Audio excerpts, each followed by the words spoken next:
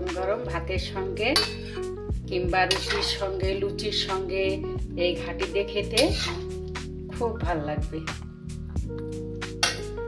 High, আমি আজকে মাছের মাথা দিয়ে আলু বেগুনের ঘাটি রান্না করব।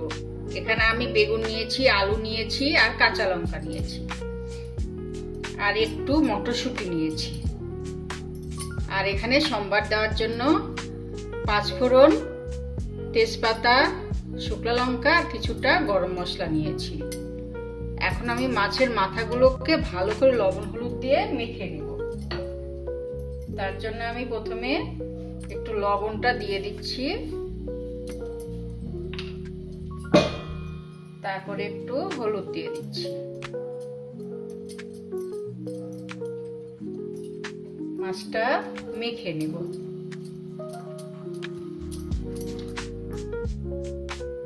এই যে আমি এদিকে কড়াইটা উঠিয়ে দিয়েছি। এখন আমি এর মধ্যে সরিষার তেলটা দিয়ে দেব।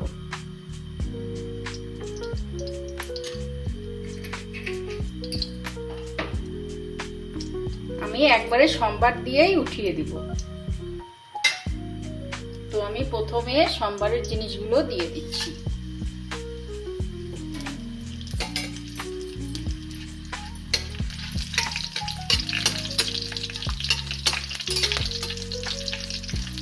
সম্বারের জিনিসগুলো আমি ভাজা ভাজা করে নিলাম।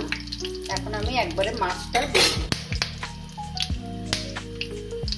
মাছের মাথাগুলো ভালো করে ভেজে নেব।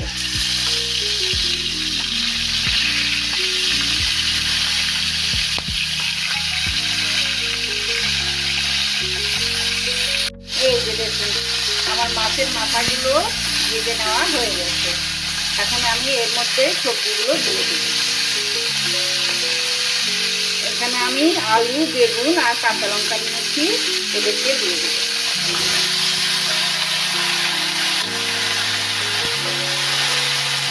এর মধ্যে মটরশুঁটিটাও দিয়ে দেব।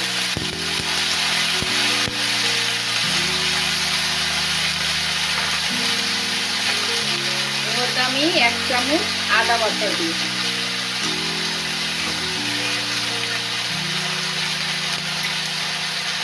আর 1 চামচ জিরে গুঁড়ো।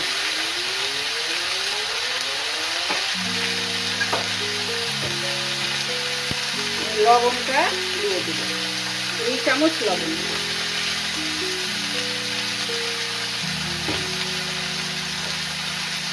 এখন আমি এটাকে ভালো করে ঢাকা দিয়ে রেখে দিব, তাহলে সেদ্ধটা হয়ে যাবে।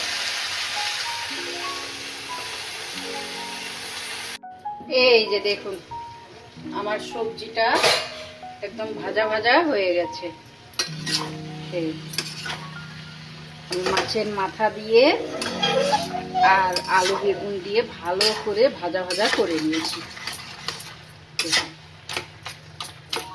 কি সুন্দর ঘাটি হয়ে গেল আমার।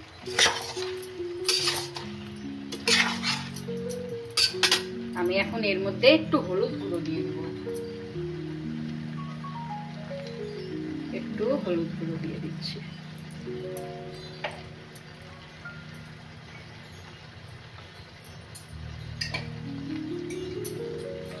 আর অল্প করে একটু চিনি দিব, একটু মিষ্টি মিষ্টি লাগবে তাই চিনি দিচ্ছি।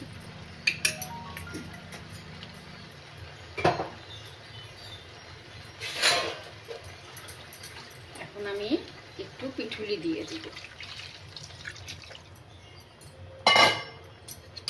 আর একটু ভালো করে ঢাকা দিয়ে জাল দিয়ে নেব। দেখুন কি সুন্দর মাছের মাথা দিয়ে আলু বেগুনের ঘাটি। আর একটু ঢেকে একটু জাল দিয়ে নেব। এই যে দেখুন, আমার মাছের মাথা দিয়ে আলু বেগুনের ঘাটি হয়ে গেছে। দেখুন কি সুন্দর নেশা নেশা হয়েছে। এখন আমি একটু ঘি গরম মশলা দিয়ে নামিয়ে নেব। একটু গরম মশলা দিচ্ছি আর একটু ঘি দিয়ে দেব। ঘি দিয়ে দিলাম, হয়ে গেল। আমার ঘাটি রেডি।